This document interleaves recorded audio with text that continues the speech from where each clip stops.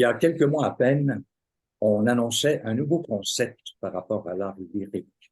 Il s'agit d'Opéra Lab. Et pour nous parler d'Opéra Lab, il y a Louise Marie qui est avec nous et aussi un ténor avec qui on a eu le plaisir de travailler, Danny Leclerc. Alors, bonjour tout le monde. Et ma première question s'adresse évidemment à Louise-André Barry. Peux-tu nous rappeler un peu l'idée derrière l'Opéra Lab? Opera Lab, c'est un concept qui veut. La mission, en fait, est d'aider les chanteurs, chanteuses de 35 ans et plus dans leur façon de continuer à cheminer dans leur carrière. Mais c'est aussi une plateforme pour des gens qui veulent parler d'un aspect particulier de leur art. C'est aussi, on a un service d'arrangement, on a un service d'orchestre à louer, on a une école de chœur pour les enfants, on a 2 opéras qu'on va monter pour les 35 ans et plus par année, et on a un truc qui s'appelle les têtes à tête. Et dans ce volet-là, on offre la possibilité aux chanteurs de 35 ans et plus à venir échanger avec des chefs d'orchestre. Ce n'est pas une audition, ce n'est pas du tout le même processus que ce qu'on fait normalement. Alors, on peut le lire sur Opéra Lab, ça le décrit vraiment très bien. D'accord. Il y a eu Oui, il y a eu un premier un concert, premier concert dont tu vas me parler un peu. bistrot italien, et c'est là que nous avons découvert le fabuleux Danny Leclerc. Bonjour Danny. Allô, ça va bien? Alors, oui, c'est à ce moment que nous t'avons découvert. Parle-nous un petit peu de comment tu as vécu l'expérience de bistrot italien avec l'Opéra Lab. Alors, le bistrot italien, c'était un peu comme concept d'être plus près des gens que d'être sur une scène. Alors, c'est vraiment un exemple. Là, j'ai chanté Au Sole Mio, mais j'étais à travers les gens, assis à côté d'une dame à y chanter la pomme. Alors, c'est vraiment le contact vraiment avec le public, contrairement d'être sur une scène où ce qu'on voit avec la lumière, on voit quasiment juste les 3 premières rangées. Alors là, on était vraiment plus engagé avec le public dans ce concert-là. Ces concerts se passent, parce que là, il y a un prochain concert de Noël qui s'en vient. On va parler tout de suite après avec Louise-André. Ça se passe à l'église Saint-Esprit de Rosemont. Louise-André, qu'est-ce qu'on va entendre au concert du 9 décembre à 4 heures l'après-midi? Quand on parle de concert de Noël, on sait que ça va être un peu traditionnel. Nous, on a décidé cette année de faire un concept un peu plus mondial. Donc, c'est Noël autour du monde. Et là, on a des grands classiques comme Minuit chrétien, ces choses-là. Mais on a aussi des cantiques de Noël en portugais, en hindou, pour Cameroun, l'Égypte, la Grèce, le Portugal. Alors, il y a vraiment une belle brochette avec tous les arrangements qui sont dans différents coins de l'Église. Alors, ce n'est pas seulement devant et les gens sont assis dans les bancs de l'Église, c'est aussi des chaises un peu partout, les gens qui peuvent aller dans le balcon. C'est pas figé. Il y a du maquillage pour les tout petits. Et puis, il y a aussi la symphonie des jouets pour les plus grands. Et c'est juste du plaisir. On va avoir du plaisir. Danny, on parle de Minuit chrétien. Est-ce que ce serait toi qui vas l'interpréter pour l'occasion? Oui, vous allez avoir un avant-goût de la veille de Noël. Oui, effectivement, je vais faire Minuit chrétien le samedi prochain. Ça va être dans l'église. Vous allez voir, vous avez entendu l'église la dernière fois, mais c'est tellement une acoustique incroyable. Et de chanter un grand classique de Noël comme ça va être un grand plaisir. Mais j'ai été obligée d'y donner. Hein. Il y tenait. Ouais. Louise-André? On a aussi une petite surprise qui n'est pas vraiment une surprise maintenant, mais Winston, tu vas te joindre à nous avec Christopher Hall pour un White Christmas. théâtre. C'est un arrangement qui a été, que tu as concocté effectivement pour le clarinettiste Christopher Hall et la voix de celui qui est en train de parler en ce moment. Et la violoniste ici. Et Louise-André aussi au piano. Exactement. Et ça devrait être un moment, écoute, inoubliable qui devrait faire sourire les gens en même temps. Du moins, c'est l'espoir que j'ai de pouvoir transporter les gens dans les fêtes avec cette chanson. Louise-André, parle-nous des solistes qu'on pourrait entendre. Il y a Chantal Dionne, soprano, qui va chanter, évidemment, Danny, le voleur de vedettes. Et puis, il y a Monica Dogmo et le chœur d'enfants d'Opéra Lab et le chœur des adultes aussi. Et ce qui est particulier, c'est qu'il y a pour chaque arrangement une instrumentation différente. Alors, on va avoir de la cornemuse à l'entrée, on va avoir de la mandoline, on va avoir de la flûte, de la guitare. Il y en a vraiment pour tous les goûts. Puis chaque arrangement est extrêmement particulier. Moi, je trouve que ça donne un caractère international à cette soirée qui va se passer évidemment dans des gens qui vont être heureux d'époque, qui peuvent chanter aussi avec nous. Oui, c'est ça l'idée. On va même faire la chanson de Noël que j'ai le plus au monde, c'est Feliz Navidad. Tout le monde connaît Louise-André. C'est ça. Et pour se procurer les billets, comment on procède?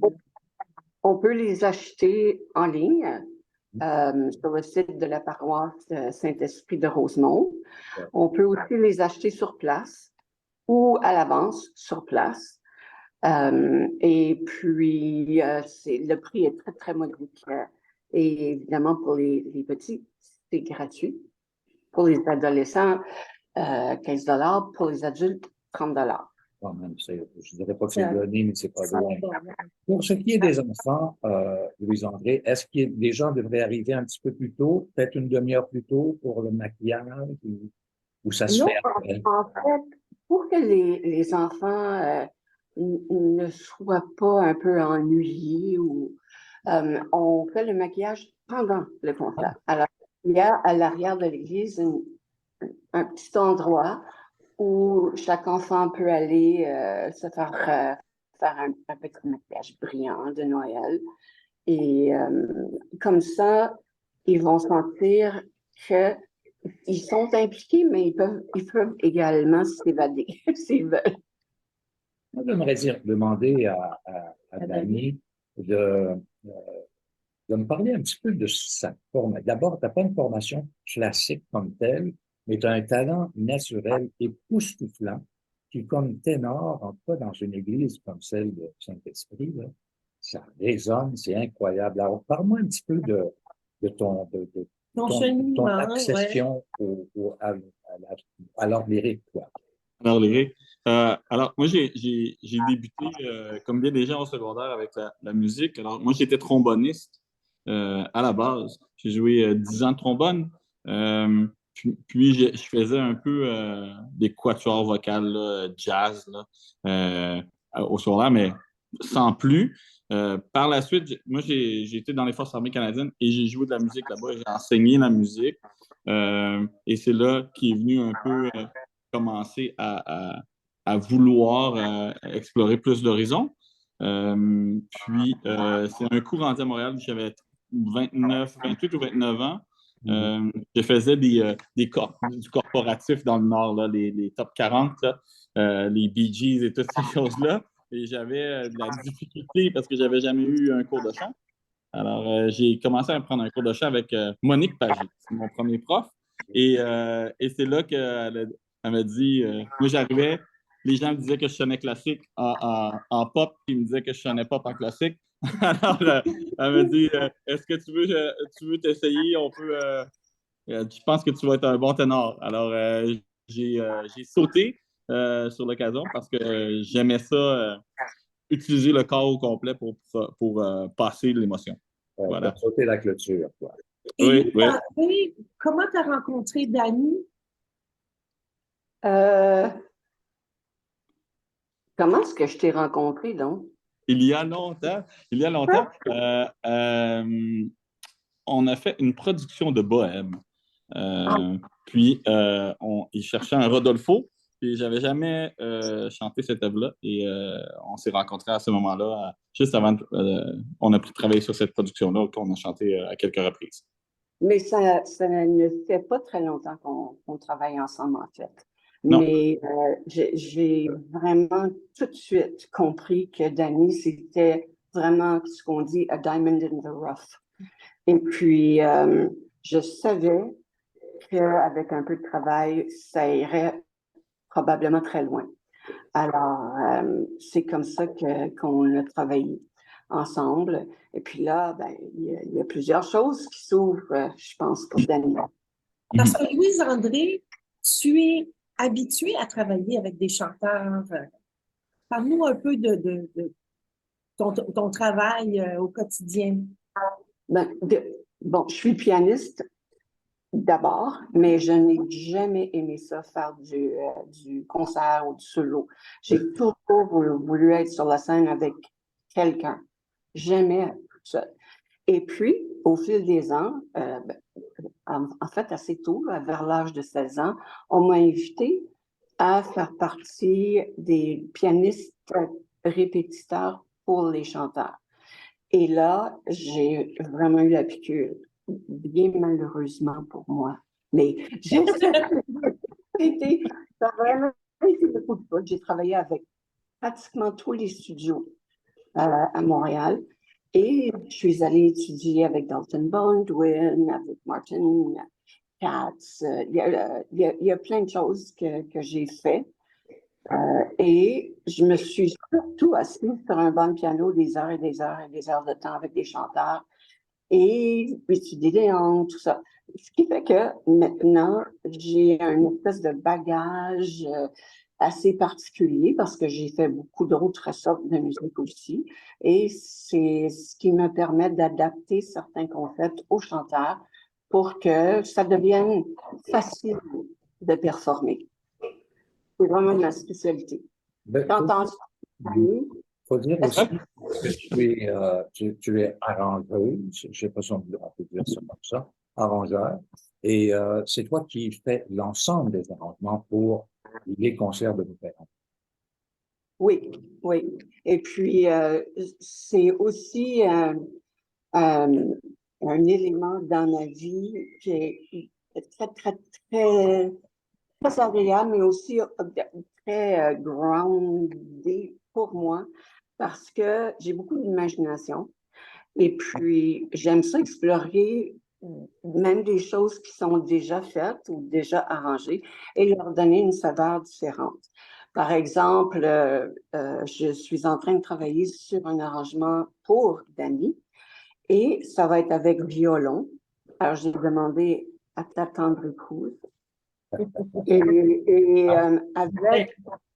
Avec corps. Alors, c'est pas souvent qu'on voit un arrangement avec corps pour des voix.